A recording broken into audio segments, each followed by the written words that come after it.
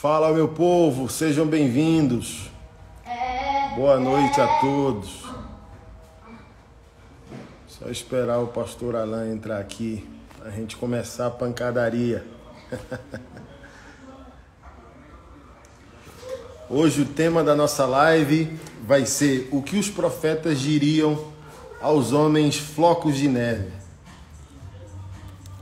Eu vou falar daqui a pouco o que significa os homens flocos de neve. Como geralmente a gente chama de geração leite com pera.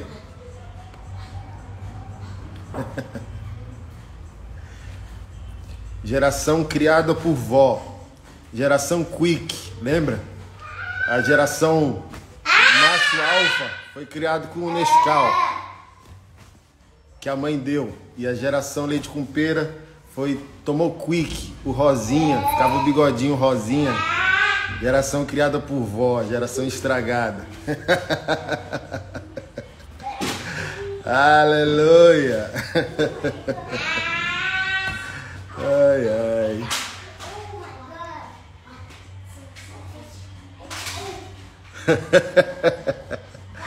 Vocês gostam da bagaceira, né? Gente, tô em casa, tá? Barulho, tiro, porrada e bomba, menino pulando. Vida real, tá? Então vão perdoando aí qualquer barulho.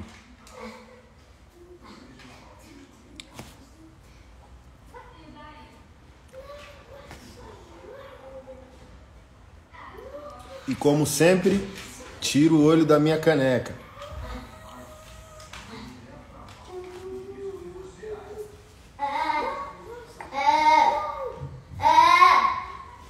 Olha o Tiaguinho lá no fundo, tocando terror.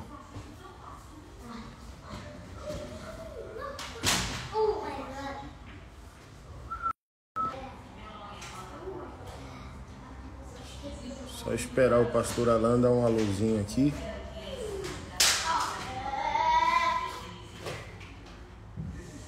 Cadê o caba? Keila Silva acabou de entrar. Tá na igreja? Faz o seguinte, vê lá no meu gabinete se o meu telefone, tá funcionando. Que o cara da Vivo foi lá porque o telefone tava dando pau. E aí, profeta? Opa, fala aí, Anderson, beleza? Como é que você tá, meu irmão? Tudo tranquilo? Prazerão, viu? Prazer é meu, pô. Uma honra tê-lo aqui com a gente. Obrigado aí pelo convite, cara. Valeu mesmo. Amém. E a família tá bem? Todo mundo bem, graças a Deus. Todo mundo aqui na sala. Que legal. Pegaram o Covid? Não, graças a Deus não. Que glória, mano. Aqui em casa pegou todo mundo, mas já estamos bem. Que isso? Que isso, cara. Cara, mas tá todo mundo bem. Tá, já curou. Cloroquina e dipirona e oração resolveu os negócios. Amém. Gente, o barulho das crianças estão atrapalhando ou não tá chegando para vocês aí? Comentem aí, por favor. Eu queria aqui rapidão falar o conceito da geração floco de neve. Existem dois termos, né? Os Estados Unidos e a Europa, que é o soy boy, o garoto da soja, que é assim, ó, o cara aquele estereótipo desconstruído, né? O cara não é o machista, o predador, aquele cara da abordagem sexual, o galanzão, o gostosão, né? Então, esse protótipo do homem agressivo e do homem sedutor foi combatido no século XXI com a força máxima do feminismo, do empoderamento, por aí vai. Não que não tenha que ser desconstruído, confrontado, né? Mas o extremo das ideologias desconstruiu quase que totalmente o homem. Então, esse esquerdomacho, porque é assim que se chama na gíria popular e nas universidades, o esquerdomacho, o cara desconstruído, camisa de Che Guevara, barbudo, coque samurai, pai de pet, vegano, que é a coroa da parada, né? Então, quanto mais ideologia o cara tem, mas ele é ideologicamente bem visto hoje. Olha, não é um cara tóxico, não é um cara machista.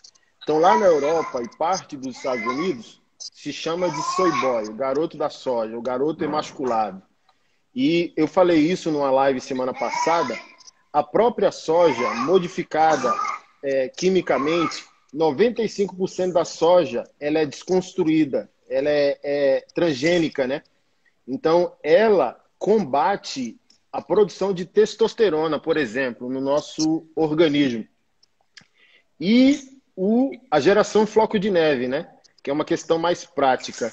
É o que eles definem, os homens frágeis que se ofendem por tudo. Quando imaginamos um floco de neve, nós associamos a beleza e a singularidade, diz um artigo que eu estou lendo aqui.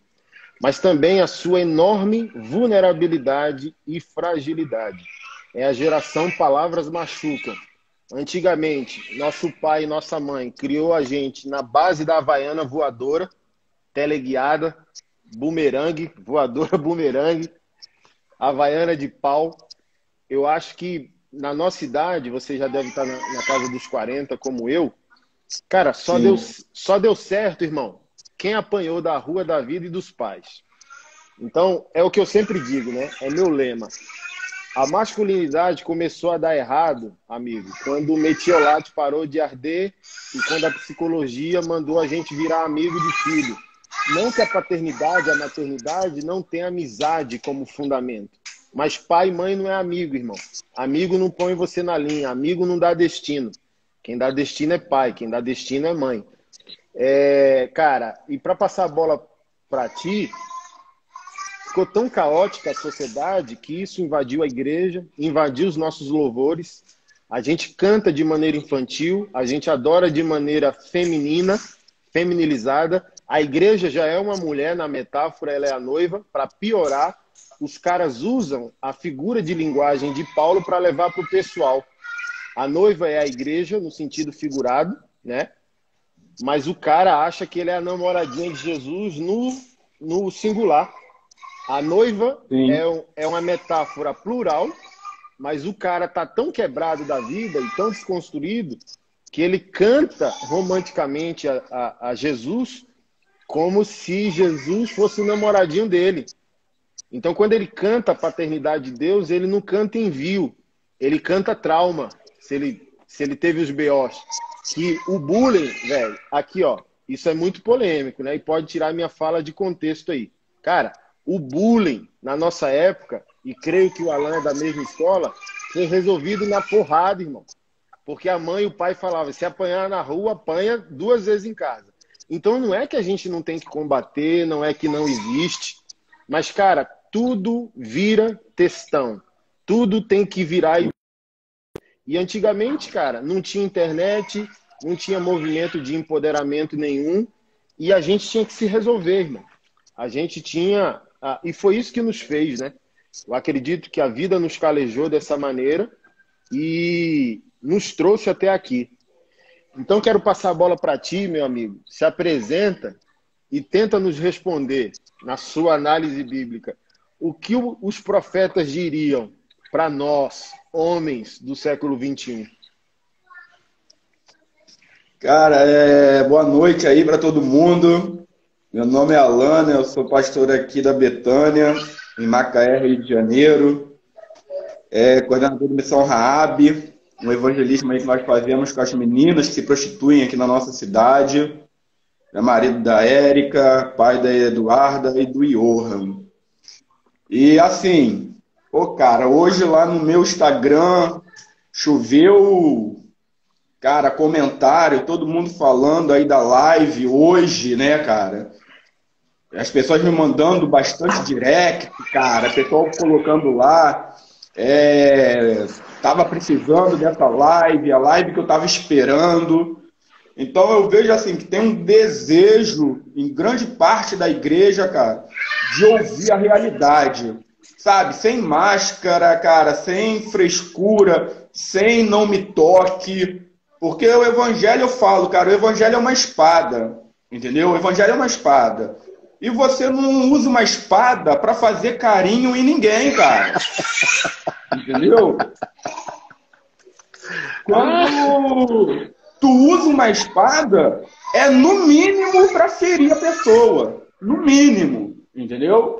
Então, isso é a palavra de Deus. A palavra de Deus é uma espada, cara. E essa palavra, essa espada quer nos transpassar, quer nos ferir. Agostinho vai dizer, né? Feriste-me com a tua palavra e eu amei, cara. Olha só. E hoje, as pessoas não querem a verdade. Elas não querem essa palavra que fere. Elas não querem ser feridas pela palavra. E se você não for ferido por essa palavra, se você não for morto por essa palavra, você não pode nascer de novo. Você não pode ser uma nova criatura, cara. Não tem como. Entendeu? O evangelho não quer um homem melhorado. O evangelho quer um novo homem. Diferente. Entendeu? Não é melhorado. Então, cara, muita gente quer isso. Porque tem sentido falta desse evangelho, dessa palavra que vem como uma espada, que te revira do avesso, que expõe as suas entranhas. Entendeu? E uma coisa que eu sempre falo é o seguinte: o evangelho não é para nos agradar, cara. Entendeu? O evangelho é para nos transformar. Essa é a função do evangelho.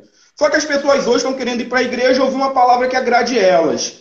Por quê? Porque é uma geração carente de recurso. É uma geração mimada, cara. É uma geração frágil demais que não está preparada para ouvir a verdade. Tu tocou num assunto que é algo que eu estava pensando e eu não sabia, né? Se eu ia falar. Eu falei, cara, eu falo ou não falo? Para tu ver, cara. Essa ideologia hoje é tão forte que até eu, que nunca medi palavras, agora eu fico nessa, entendeu? Somos dois, cara. Não sabe nem o que falar, né? Porque tem a patrulha do politicamente correto, cara. Eu fico, pô, fala ou não fala? Mas, por exemplo, tu falou dessa parada do bullying, né? Beleza, eu acho que todo excesso tem que ser combatido. Yeah. Cara, mas...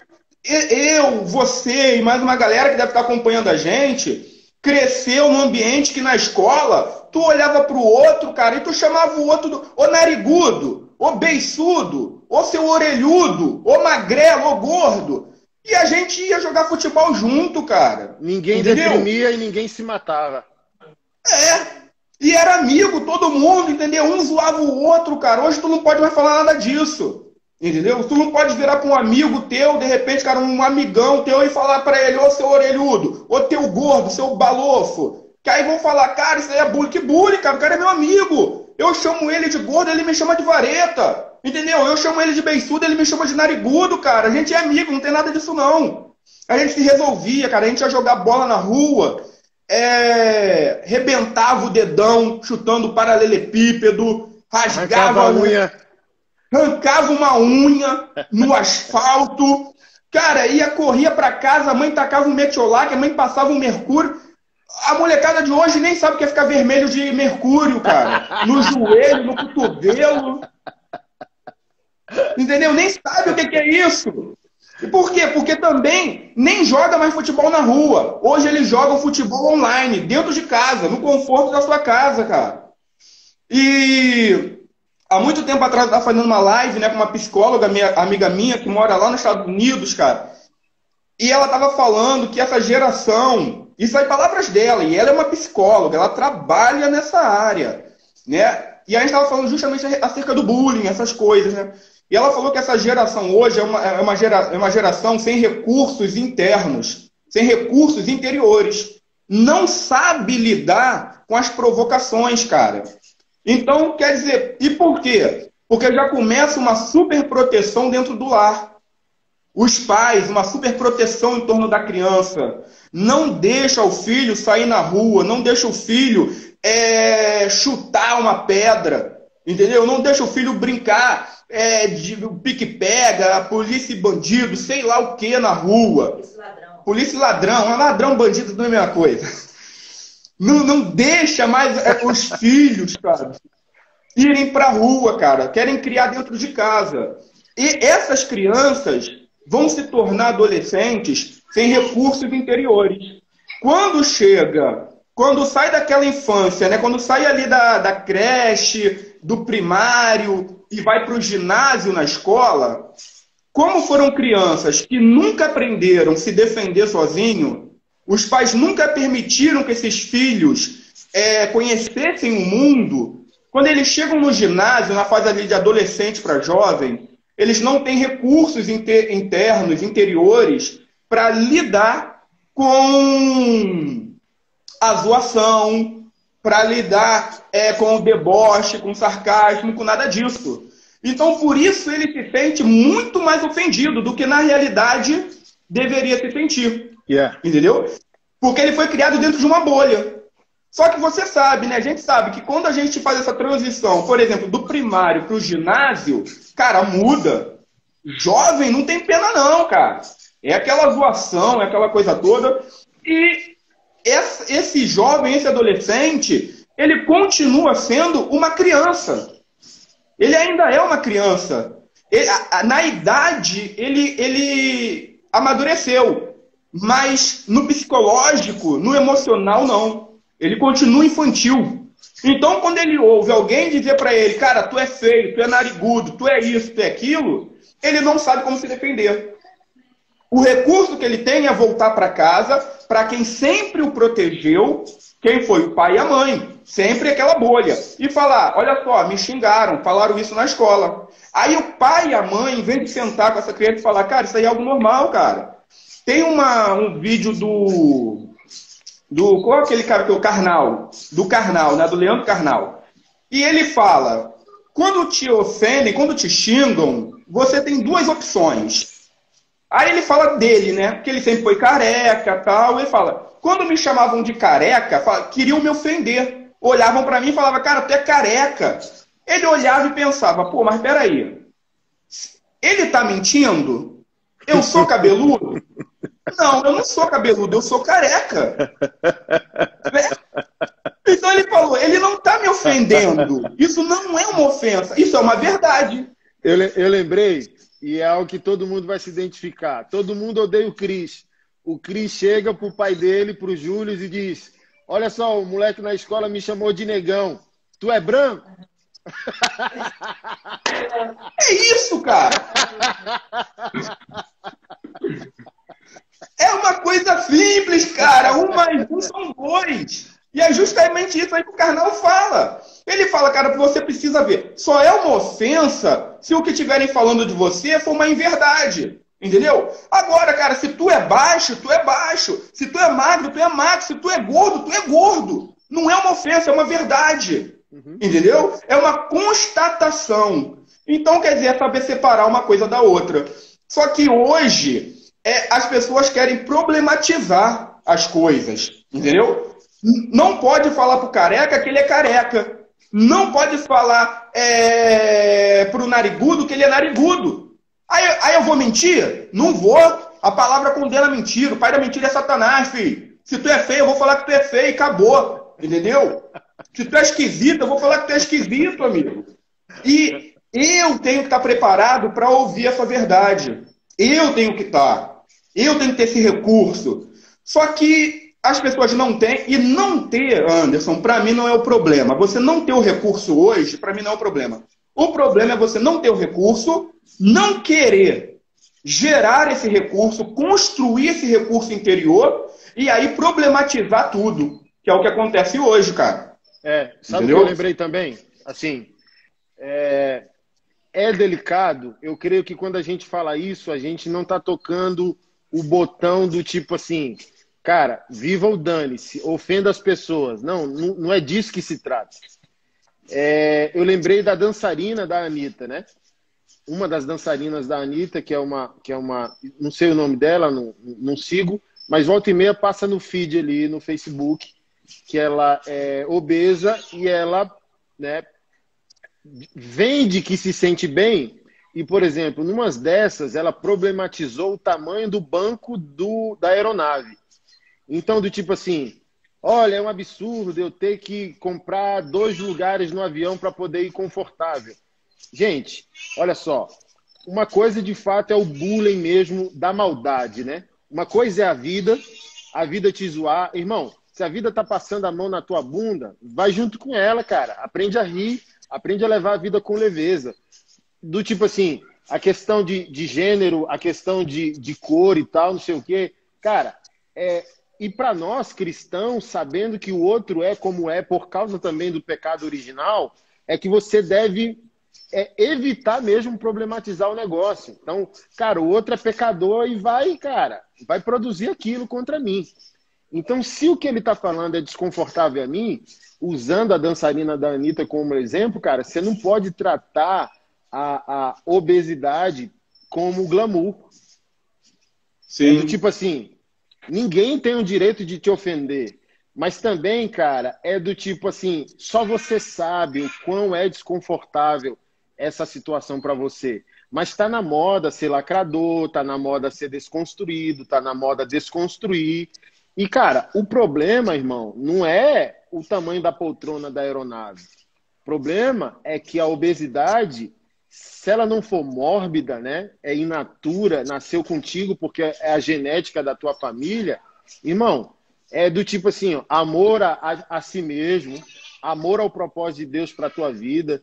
É igual eu sempre falo, ó, John Wesley, ele viveu acima dos 80 e foi um cara que viveu uma ética cristã maravilhosa. Inclusive, teve uma parte da vida dele que ele evitou o consumo de carne vermelha. Não sei se vocês conhecem essa informação. Porque ele entendeu que era mais saudável, e de fato era. Cara, eu acho que eu fui lá na antiga casa dele, na Inglaterra, em 2018. Cara, o cara era tão à frente do tempo dele que ele construiu um equipamento de musculação que ele colocava em cima do cavalo. O cavalo dele conhecia o caminho, ele sentava de costa para o cavalo, enquanto o cavalo ia, porque já conhecia o caminho, John Wesley ia escrevendo seus livros, e o equipamento de madeira que ele fez para ficar em cima da sela do cavalo ia malhando o corpo dele. Então era um cara que entendeu, de maneira não ideológica, cara, que o sedentarismo, a obesidade é um problema. Por exemplo, Spurgeon era obeso. Spurgeon fumava pra caramba. E ele foi confrontado por um contemporâneo da época dele, dizendo, cara, olha, isso vai dar muito mal. E Spurgeon era desbocado. Ele falou bem assim, eu fumo um charuto porque tenho uma boca. Se eu tivesse duas bocas, eu fumava 2 charutos ao mesmo tempo. Então os teólogos falam, Spurgeon fumou para a glória de Deus. Mas Spurgeon morreu aos 54 anos de idade por causa de gota, que foi potencializada por causa do consumo dele exacerbado de tabaco. John Wesley morreu aos 80. Quem no fim viveu mais para a glória de Deus? Quem produziu mais para o reino? Wesley, pô. Então, assim, ó, não pode pegar os problemas que são gerados por nós e querer problematizar ideologicamente. Por exemplo, nesse exemplo da obesidade, cara, querer dar glamour para a parada, não, irmão, você vai morrer em breve. Então, assim, ó, se esforça para cuidar de si mesmo, para cuidar da tua saúde, para cuidar do propósito que tu tem. Quanto mais tu viver, tu pode glorificar a Deus. Então, o chato, cara, é que você falou bem. A gente não usa esses problemas da vida. Uma psicóloga aqui da nossa igreja, que é voluntária, ela também falou um termo bacana. Manutenção do caráter. Então, cara, pega os problemas da vida e para fazer manutenção do caráter. O que é que eu posso aprender com isso? O que é que eu posso aprender com essa zoação? O que é que eu posso aprender com essa situação? O que é que eu posso aprender com os meus erros? Mas, cara, até o pecado, Alan, não sei como tá no Rio de Janeiro, virou glamour. Hoje, a corrida não é pela santidade, a corrida é pela vitimização do pecado. Crime virou pecado e pecado virou erro. Não sei se está assim. O cara comete um pecado hoje na igreja que também abraçou o politicamente correto e a gente fala, não, foi só um erro. O cara comete um crime e a gente ameniza, não é um crime, foi só um pecado. Porque virar vítima virou moda. E ninguém é responsável mais por nada. Só o outro. Eu terceirizo a parada, entendeu? Tem uma parada que eu falo, cara, dentro disso daí, que eu falo o seguinte, imagina o cara que vive no pecadão. O cara que é cristão, tô falando do cristão, não tô falando do ímpio, não. O cristão que vive mesmo no pecado, né? Que na rua o cara é casado, na rua o cara tem 2, 3 amantes, né? O cara no trabalho, ele rouba, ele tira um dinheiro por fora, faz um caixa 2, enfim, o cara vive no pecadão. E aí chega domingo, esse cara vai pro culto. Quando ele senta, a palavra que ele ouve, a palavra que ele mais ouve é: Deus vai abençoar a sua vida. Deus vai abençoar a sua vida. Esse cara vai falar: pô, cara, para que eu vou mudar então? Se eu estou vivendo no pecado, eu estou todo errado, eu chego aqui, a palavra que eu ouço é só que Deus vai abençoar a minha vida? Aleluia. Sabe, não tem... então não preciso mudar. Então, quer dizer, não tem uma palavra de confronto, cara, não tem uma palavra para denunciar o pecado. Por quê? Por causa disso tudo, a grande maioria hoje está preocupada, porque não pode falar, porque se ofender, o cara sai da igreja e vai para outra igreja. Eles estão mais preocupados em manter esses falsos crentes dentro das suas igrejas do que falar a verdade, porque eles sabem que essas pessoas não estão preparadas para a verdade. Por quê? Porque preferem viver no engano. E vão para a igreja não porque adoram o Senhor, vão para a igreja por desencargo de consciência, para dizer que no domingo faz alguma coisa. Eu estava lembrando da palavra que Deus dá para Josué, cara. Por diversas, ao menos umas 3 vezes, no capítulo 1 e no capítulo 2 de Josué, Deus fala para Josué: Josué, ser forte, ser valente, esforça-te, tem de bom ânimo. Ele dá essas palavras para Josué e repete umas 3 ou 4 vezes. O que ele está fazendo com Josué? Ele está preparando Josué. Por quê? Porque Moisés morre e agora Josué vai ser o líder desse povo. Então ele está falando: Josué, você agora vai ter que mudar. Se esforça, tem de bom ânimo, ser forte, ser corajoso, porque você vai ter que fazer esse povo herdar a terra. Se prepara para tudo que vai acontecer na sua vida. Se prepara. Você vai ter que ser forte, você é líder desse povo. O que eu entendo com isso, trazendo para minha vida, Anderson, é o seguinte. Cara, de repente, eu fui alguém que sofri realmente. De repente, tudo isso que aconteceu, isso tudo que a gente falou, todos esses exemplos, me afetam, me ferem. Só que a questão é, eu não quero ficar sendo afetado. E não adianta, cara. As pessoas não vão parar de falar o que elas pensam da minha vida. Elas não vão parar de falar, eu gostando ou não, cara. Eu lutando pelos meus direitos ou não, elas vão continuar me agredindo. Elas vão continuar me xingando, vão continuar falando mal de mim. E aí eu tenho 2 opções. Eu vou ficar sendo sempre ferido, eu vou ficar sempre sendo um fraco e aceitando isso, ou eu vou começar a me preparar. Cara, eu entendo o seguinte. Cara, a gente precisa ter o queixo mais duro do que os punhos que nos ferem. É algo que o Balboa, no Rock, fala pro filho dele. Olha só, não importa o quanto te batem, a questão é o quanto você aguenta apanhar. Eita. E eu quero, sabe, a vida. Cara, ninguém vai bater mais que a vida. A gente nunca vai conseguir bater mais que a vida. Eu falo uma coisa aqui na igreja: quando a vida começa a bater, amigo, levanta a guarda e aguenta. Porque não tem como você ganhar na vida, ganhar da vida. Não dá para você ganhar da vida. Entendeu? Então, essa é a questão. O que eu vou fazer? Se não dá para eu vencer da vida, ou seja, se eu vou ter que viver, se eu vou ter que conviver, por mais que hajam ativistas, por mais que hajam militantes dos direitos humanos, eu batalho por causas sociais, você batalha aí por causas sociais, nós lutamos pelos oprimidos, pelos excluídos, pelos desfavorecidos da sociedade. Mas por mais que a gente lute, sempre vai existir o opressor. O opressor não vai deixar de existir. Então, uma das coisas que eu entendo da justiça, cara, não é só você prover o necessário para que essas pessoas vivam. É você prover também o necessário para que elas deixem de ser fracas. É falar para elas: cara, olha só, se levanta. Deixa de ser prego, cara. Vira martelo nessa parada. Entendeu? Cara, então é isso. Eu não quero, cara, ficar trazendo tudo pra dentro. Eu não quero ficar sendo afetado. Eu não quero viver apanhando. O que eu posso fazer, então? Eu posso começar a me preparar. Eu pego essa palavra de Josué, ser forte. Deus estava mandando Josué se preparar.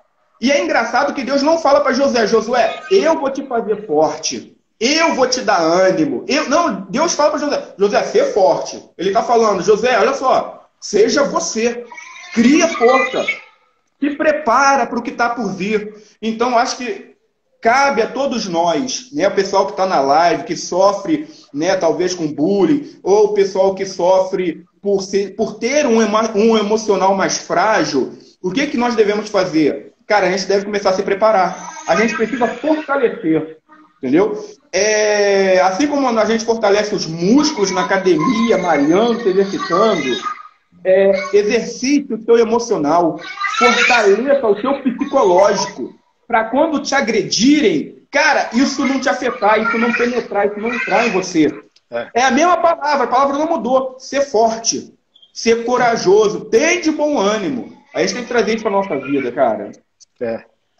Cara, eu queria só dar um panorama de realidades bíblicas, só para mostrar para vocês que nos ouvem como a gente não está preparado para um evangelho honesto. Então, quando eu estava nessa rota toda de servir a igreja brasileira, eu entrei nas grandes rotas, né, das grandes igrejas, na esperança que servir transforma. Mas, cara, o sistema é real, como disse o Capitão Nascimento. Você luta, luta, luta, luta. No final, mesmo que você bata numa cabeça do sistema, já tem 1000 pessoas na fila querendo entrar. Se alguém quer sair do sistema, já tem 1000 querendo entrar. Então, as pessoas, eu com Deus, né? Eu falei, cara, não adianta eu ir para botar o meu rosto num cartaz de conferência, garantir o meu, porque todo mundo se cala porque garantiu o seu bolso. Eu falei bem assim, cara, eu não quero dinheiro de sangue na minha conta nem no meu ministério. Eu passei a entender quando Deus deu um boom no nosso ministério que servir transforma. Mas quando eu vi o sistema, é assim, ó, Jesus, como que eu posso dar a minha vida para botar meu nome numa conferência e o líder dessa conferência ou dessa igreja assumir um estilo de vida que é contrário àquilo que eu estou pregando nessa conferência? Então, assim, ó, não faz sentido eu deixar minha esposa, meus 4 filhos, meus 3 cachorros, minha igreja local para servir, cara, realidades que no final das contas, mano, é só para usar o teu status, usar teu nome para fortalecer uma máquina que tritura o povo de Deus, que não quer transformar o povo de Deus. Eu sou um pregador, irmão, você é um pregador que dá poder, que empodera. Eu não quero crente infantil na minha bota, irmão. Não quero gente me ligando para saber se pode casar, divorciar, que cor de carro compra, se viaja para os Estados Unidos ou para o Nordeste, irmão. A pregação de um verdadeiro pregador, de um verdadeiro pastor, é para tornar o povo maduro e não o povo infantil para ficar na nossa bota. Porque, assim, ó, infantilidade é lucrativo, cara. Maturidade não é lucrativo. Maturidade, por exemplo, o cara dizima porque virou adorador. Na infantilidade, o cara dizima porque está sendo ameaçado pelo devorador.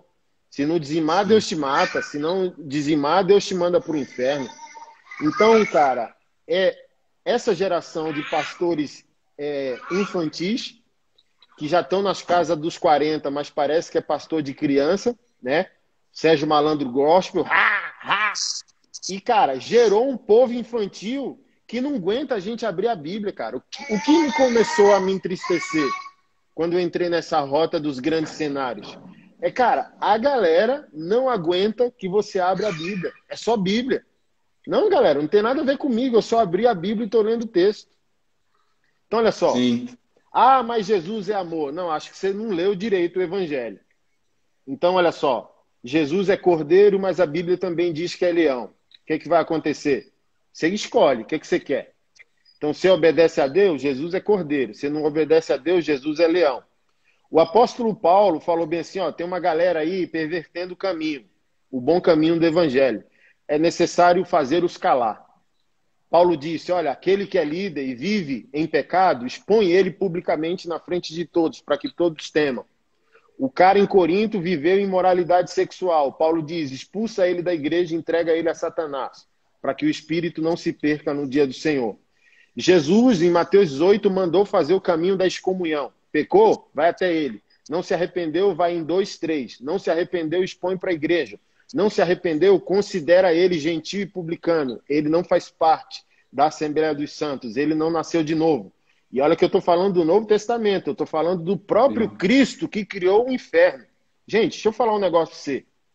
Nem do inferno o diabo é dono. O inferno não é obra do diabo para punição dele mesmo. O inferno é obra de Jesus. Sabe esse Deus de amor que você acha que é um sim carinhoso? Ele é o criador do inferno. Eu tinha uma fala, Alan, que o Senhor me repreendeu, que era: Deus não estará presente no inferno. Eu citava isso quase toda a minha pregação. Aí um dia, eu adorando o Senhor falou no meu coração: quem te deu autoridade para dizer que eu não estou no inferno? O inferno é meu. O inferno não é do diabo. Nem dizer assim, ó, diabo, eu te expulso, volta para o inferno. A gente tem autoridade. Porque olha só, gente, o diabo no inferno não atormentará ninguém.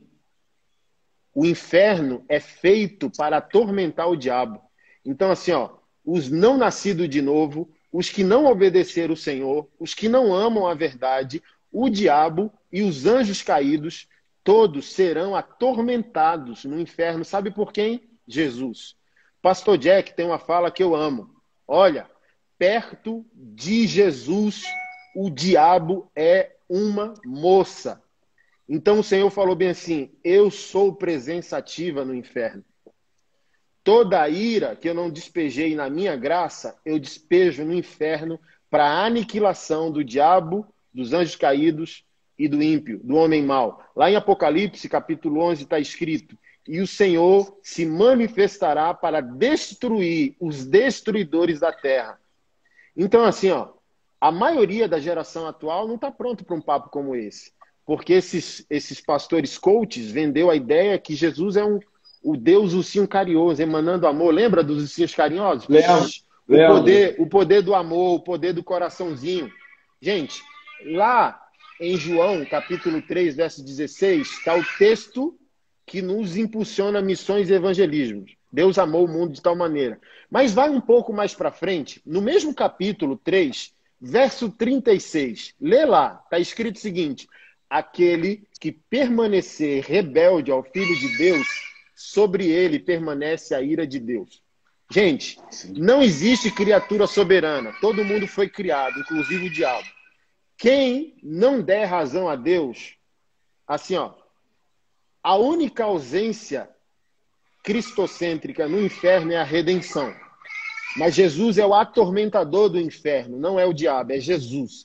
Jesus é a pessoa ativa em sua ira, em seu poder, em sua majestade, em sua santidade, no inferno, atormentando quem irá para lá. Agora, deixa eu ir para o Antigo Testamento só para ler 2 textos. Não estamos prontos para o Cristo todo, por isso que a gente fez um recorte, só quer o amor, mas não quer a totalidade de quem ele é. Quer a humanidade dele, mas não quer a divindade dele. Os apóstolos, não estamos prontos para ele. Os profetas, nem vou falar. Neemias, o reformador, olha o que o camarada fez no tempo dele. Neemias capítulo 13, verso 21. Protestei, pois, contra eles. E lhes disse: por que passais a noite defronte do muro? Se outra vez o fizerdes, hei de lançar a mão de vós. Daquele tempo em diante não vieram no sábado. Também disse aos levitas que se purificassem e viessem guardar as portas, para santificar o sábado.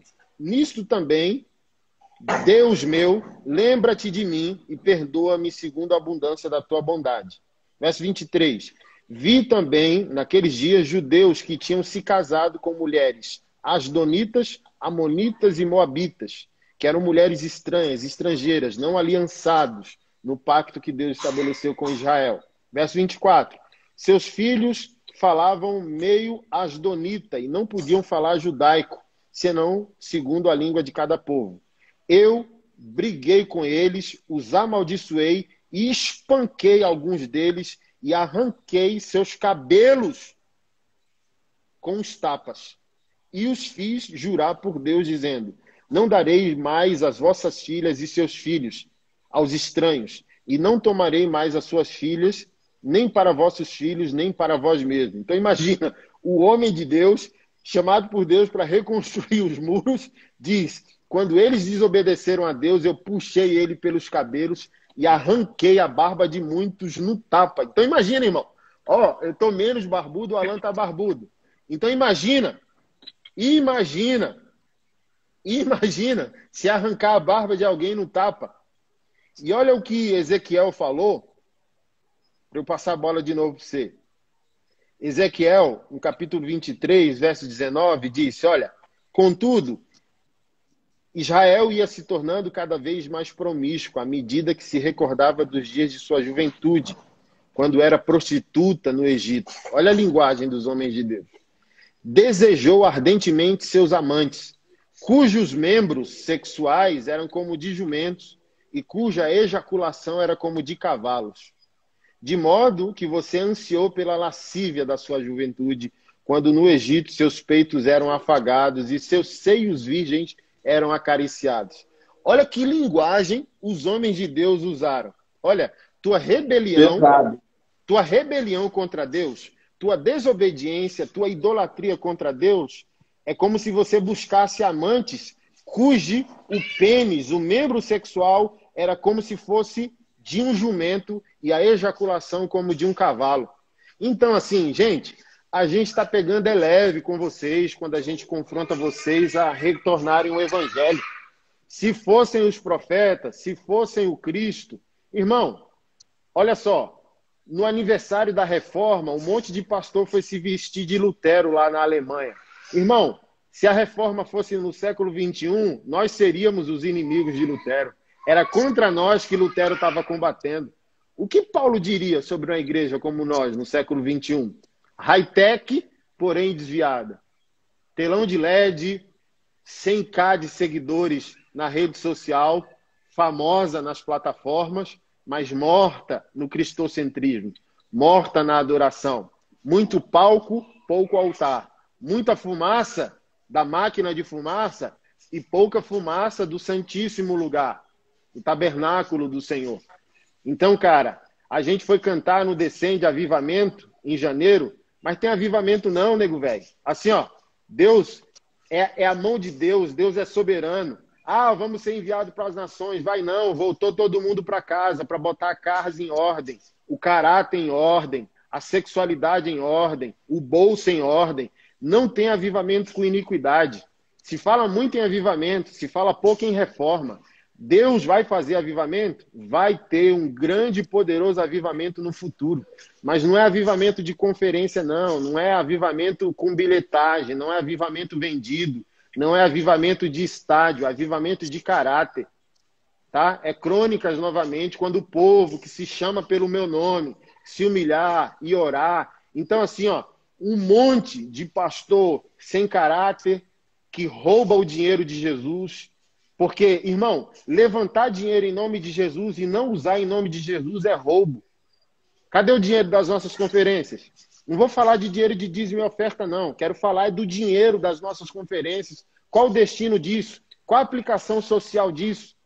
Onde que o pobre, o órfão, o estrangeiro e a viúva está sendo abençoado com um evento como o Descende, por exemplo? Avivamento coisa nenhuma, irmão. Quando a gente não der destino para as nossas mobilizações, onde a vulnerabilidade da sociedade, do aflito, tá? Não for sanada pelo lucro daquilo que fazemos em nome do Senhor, irmão, tem boquinha não. Ó, um dos motivos pelos quais eu não aceitei participar do Descende quando me ligaram, gente, estou cansado, como disse o finado jornalista, eu estou cansado de dar moral para otário. Eu estou cansado de botar meu nome em cartaz de gente que, no fim, quer o lucro e não vai glorificar Jesus. Tá? Que está liderando uma geração de homem masculado, de homem que não tem culhão para ser santo. Irmão, santidade é guerra. Santidade não é osmose. Santidade não é acidente. Santidade é guerra. É uma escolha diária por tornar Jesus famoso, Jesus honrado, a igreja santa.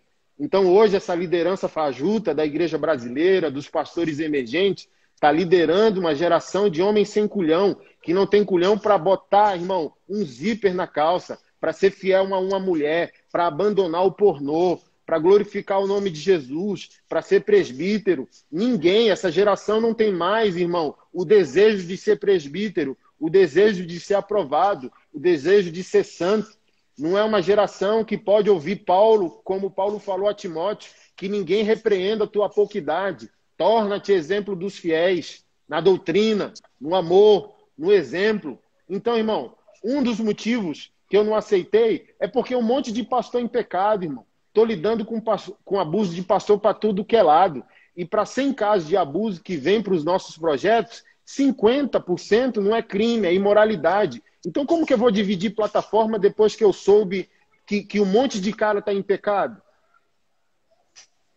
Clamar por um avivamento? Irmão, vocês falam muito de graça, mas vocês esqueceram que Ananias e Safira morreram na graça, morreram no Novo Testamento, morreram depois que Jesus subiu. Então, irmão, pensa 2 vezes antes de clamar por avivamento, porque às vezes você está clamando por morte. Deus vai mandar fogo para uma carne morta? Você vai morrer, nego velho. Então, assim, ó, a gente está brincando de evento, tá bom? Nossas conferências é brincadeira de criança. É Isaías 1. Está escrito lá, quanto mais vocês oram e levanta o tom da voz de vocês, eu tapo os meus ouvidos e viro o rosto. Irmão, é brincadeira de criança, é berçário da fé. Avivamento vendido está longe de ser avivamento. Não tem essa conversa. Então, assim, ó, a gente precisa de uma reforma. E reforma é encabeçada por homens que decidiram viver seu sacerdócio, que vão levantar altares domésticos na sua casa. A igreja falida é resultado de nossa família e é resultado da nossa masculinidade. Se a nossa masculinidade está falida, a nossa masculinidade falida faliu o nosso casamento e faliu a nossa família. A igreja não existe sem a conjugação de quem somos como homens e de quem somos como família. Se o homem não vai bem, a família não vai bem. Se nem o homem e a família vai bem, como a igreja irá bem se 100 famílias que não funcionam, com 200 homens que não funcionam, congregam nela no domingo? Ela vira uma tragédia, ela vira uma piada social. Sim, verdade. Você usou um termo aí que é engraçado, que é o mesmo termo que eu uso, cara. Você falou sobre ursinhos carinhosos, né? E eu uso muito isso aí na minha pregação. Eu falo, cara, Jesus, você está confundindo Jesus com um bichinho de pelúcia, com os ursinhos carinhosos, entendeu? Jesus não é esse ursinho de pelúcia. Você não vai botar Jesus no teu colo, sabe? Jesus é um leão selvagem, indomável, cara. Não tem essa. Eu gosto muito, né, cara? Porque no passado eu fui muito ministrado pela vida do Antônio Cirilo. Então é alguém que Deus usou muito para ministrar minha vida, é alguém que eu amo muito. Mas a gente cantou uma música, cara, durante muito tempo, que essa música não tem nada de bíblica. Aquela canção Intimidade, né? Que a gente fala, Jesus, quero ficar contigo, quero vestir tuas roupas, quero calçar suas sandálias. Aí olha o que a gente andou cantando, cara. Aí a gente tem um louvor que a gente diz, Jesus, quero calçar tuas sandálias. Aí vem João Batista falando, eis que após mim vem um que eu não sou digno de desatar as correias das sandálias de seus pés.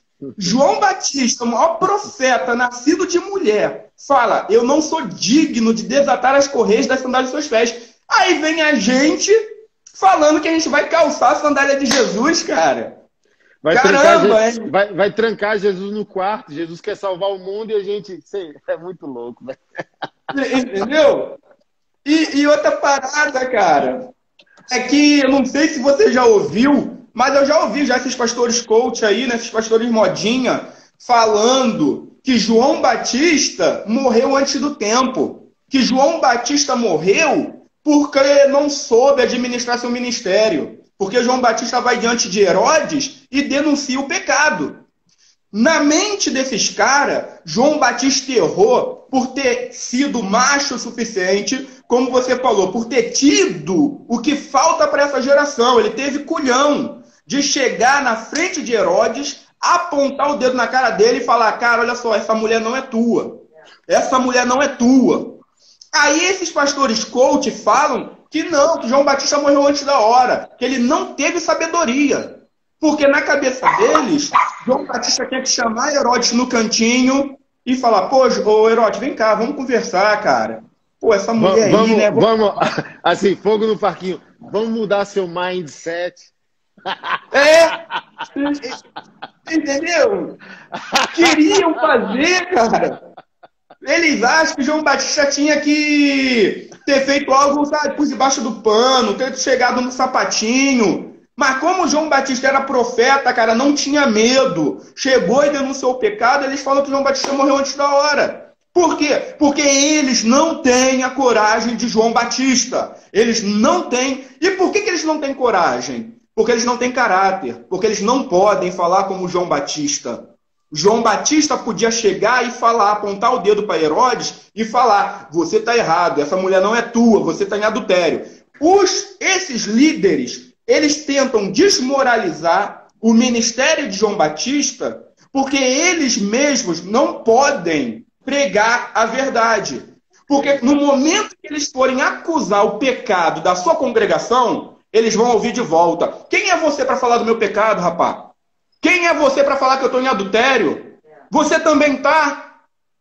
Entendeu? Então eles têm que botar a viola no saquinho deles e ficar quietinho, cara. Eles têm que saber que tem membro, que tem presbítero, que tem líder de oração, que tem... Cara, vambora. Olha só, eles têm que saber que tem ministro de louvor lá, que é homossexual, que está tendo relacionamento, e ele não pode acusar, não pode falar nada. Porque muitos desses caras estão no mesmo pecado. Não só se prostituindo, não só como outras mulheres, mas também num relacionamento como esses caras. Entendeu? Então eles têm que ficar quietos. E aí o que eles têm que fazer? Tem que falar que João Batista errou. Entendeu? Tem que falar que o profeta João Batista errou. Porque eles não podem fazer isso, cara. Porque não tem caráter, não tem uma vida que eles possam confrontar o pecado de ninguém. E aí tem que ficar com um evangelho de autoajuda. Entendeu? Porque eles não podem confrontar pecado. Porque eles mesmos estão vivendo em pecado. E aí eles conhecem o pecado da congregação, eles olham e falam: pô, cara, aquele cara lá é aqui da igreja, tá? O cara é diácono e eu sei que o cara tem uma amante. Pô, aquele outro lá, eu sei que ele tá aqui, canta no louvor, ou até prega na igreja, não sei. E ele sabe que o cara tá num relacionamento, sabe, extraconjugal, e ele não pode falar nada. Por quê? Porque da mesma forma que ele sabe o pecado da congregação, a congregação conhece o pecado dele. E é por isso que ficam juntos. Entendeu? Um autoriza o outro, né? Tipo assim, ó, eu não denuncio o teu pecado, você não denuncia o meu, e a gente fica aqui tudo numa boa. E vamos pregar esse evangelho meia boca. Vamos continuar com essa vida. Estão se enganando, cara, porque a Deus não enganam. Estão se enganando, a Deus não enganam, de Deus nada passa despercebido. Estão achando que Deus está aceitando isso, mas para Deus isso é abominação, cara. Para Deus isso é abominação, Anderson. O avivamento não vai vir, porque para o avivamento vir, esses homens precisam descer do púlpito. Porque se Deus mandar fogo do jeito que eles querem, eles serão os primeiros a serem consumidos. E Deus é tão misericordioso que Deus está dando uma oportunidade de arrependimento para que esses homens se arrependam. Eu creio que Deus quer avivar. Eu creio que o desejo de Deus é avivar. Mas Deus, quando olha os homens que estão no altar, Deus fala: eu não posso. Porque senão eu vou consumir, eles vão ser os primeiros a serem consumidos. Entendeu? Então, esses homens têm que dar graças a Deus pela misericórdia. Deus está tendo misericórdia, Deus está dando um tempo. Cara, eu entendo que quando Deus traz à tona o pecado, isso é misericórdia de Deus. Porque se Deus não trouxer à tona, esse cara vai viver no engano a vida toda. Quando o pecado é exposto, o cara tem a opção de chegar e falar: pô, realmente errei, agora todo mundo já sabe, Deus me perdoa, tenha misericórdia de mim e eu quero mudar de vida. Porque o pecado que não vem à tona, você vai continuar nele, Anderson. Ninguém está sabendo. Para que você vai mudar a vida? Entendeu? Então eu creio que até quando isso é revelado, cara, isso vem à tona, Deus está tendo misericórdia desses caras. Porque se não fosse esse pecado ser revelado, eles iriam morrer nele. Eles iriam morrer na prática desse pecado. Agora que foi revelado, que haja temor de Deus. que eles cheguem, que eles venham a público e digam, realmente pequei, fiz isso, eu caí, cara, e faça como Nicodemos. Estou disposto a restaurar, restituir. O que eu preciso fazer para me consertar? O que eu preciso fazer? Eu roubei, eu defraudei. Cara, mas quando Jesus entrou na vida de Nicodemos, veio arrependimento, cara. E o sinal do arrependimento foi a disposição de restaurar todos aqueles que ele havia defraudado. Entendeu? E aí, cara, só que se não foram homens antes, dificilmente serão homens agora. Porque para reconhecer é preciso ser mais homem. Porque para pecar, para viver nessa prática, você pode ser moleque. Para viver nessa prática do engano, da mentira, da falsidade, você pode ser moleque. Agora, quando você é descoberto, para você via público e confessar o seu pecado, aí você precisa ser homem. Mas sabe o que acontece? Eu conversei com um grande apóstolo do Brasil, que ele é o pai dos sacanas, né? Isso me irritou. A gente ficou 1 hora no telefone. Olha só, a casa que a gente compra, ou a casa que a gente aluga, o carro que a gente compra, o bilhete aéreo que a gente paga, o hotel que a gente fica hospedado, a xícara de café que a gente toma, cara, é graça de Deus por meio da generosidade do povo dele. Se a gente não é bivocacionado, empresário, advogado, médico, Uber e pastor, se a gente é somente vocacionado como pastor, é a graça de Deus por meio da contribuição do seu povo que nos sustenta. Então a gente melhorou de vida. Assim, ó, irmão, eu não vou mentir não, nem você vai mentir. A nossa vocação pastoral foi nosso Messias social. Sou nordestino que passou fome até esses dias, irmão. Então foi a minha conversão e o meu ministério que me trouxe dignidade social. Eu preguei em 25 países num ano só, macho. Aí qual é a minha frustração com esses camaradas, principalmente com essa conversa de cobertura e paternidade espiritual? Enriquecemos com o evangelho.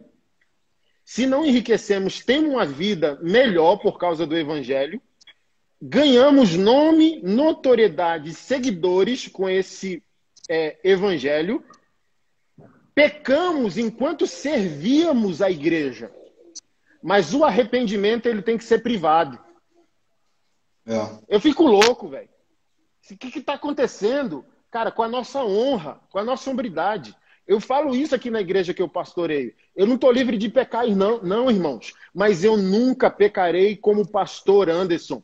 No dia que eu quiser enfiar o pé na jaca e viver como um ímpio, eu tenho o dever moral de falar para todos vocês que me ouviram no mundo afora. Eu não posso ter ganho, notoriedade, dinheiro, expressão, plataforma, mídia, seja lá o que for, cara, em nome do evangelho, pecar por causa dessa prerrogativa, porque um pastor não peca como sujeito, ele peca como pastor, porque sem a vocação ele era só um Zé Ruela, tá? Nenhuma mulher quer transar comigo porque eu sou o Anderson. Mas talvez tenha um monte de mulher querendo transar comigo porque eu sou o pastor Anderson. Então, o meu caráter, cara, tem que entender o seguinte. Cara, quando você quiser enfiar o pé na jaca e viver como um ímpio, desonrar a igreja e desonrar Jesus, faça isso como sujeito. Faça isso como pastor. Diga, gente, eu quero trair a Keila, tô descendo do púlpito, valeu, um abraço, até mais. Mas eu não posso viver como ímpio usando o crachá do ministério.